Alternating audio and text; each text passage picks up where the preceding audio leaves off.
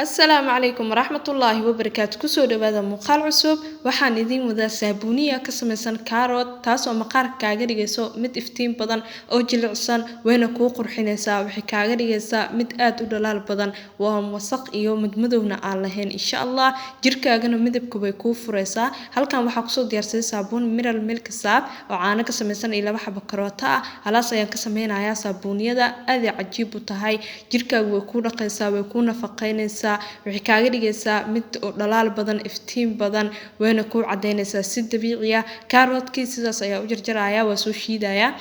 waxaan rabaa juice-ka inaan ka isticmaalo maasha Allah cajiib saabuunta carrot-ka hadii aad samaysto jirkaaga aad ku dhaqdo 1 week isbedel weyn aad uga dareemaysaa cajiib waaye saabuuntan haddana waxaa hoolanayaa saabuunta mineral milk saab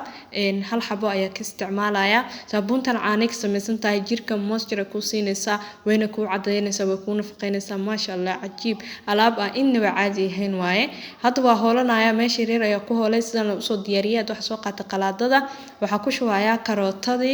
karootada waa soo shiidaya biyo ku soo shiidaya maasha Allah jirkaagana way ku qurxinaysaa way ku iftiiminaysaa carrot-ka dan hadda koob biyo ayaa ku soo shiidaya si juice-ka uga la baxo juice-kii hadda waa ka miiranaya qashirkaas ka reebaya biyaha kala baxaya maasha Allah inaba caadi maaha janaalka subscribe noo saar sidoo kalena muuqaalkan la wadaag asxaabtada oo la share garay waa muuqaal aad cajiib u ah juice-kii sida soo noogu soo haddana saabuunta ayaa weelkan ku gadisanaya danna kor waxa uga darayaa juice-kii carrot-ka ahaa jirkaaga dhalaal iyo qurux iyo cadaan hadaa u rabtid saabuuniyada nafaqaysan isticmaal oo jirkana fitamiinaad ku siinayso qaleelkana ka baainayso jirkaagana iftiin saaidna ku siinayso sidaas iskugu qasaya waa isku soo karinayaa halaan maasha Allah aadayna ku qurxinaysaa jirkaaga kaaga dhigaysaa mid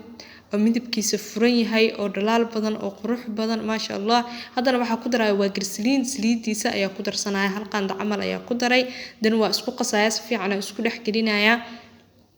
alaabtan hadii aad isticmaasho waad u bagi doontaa insha Allah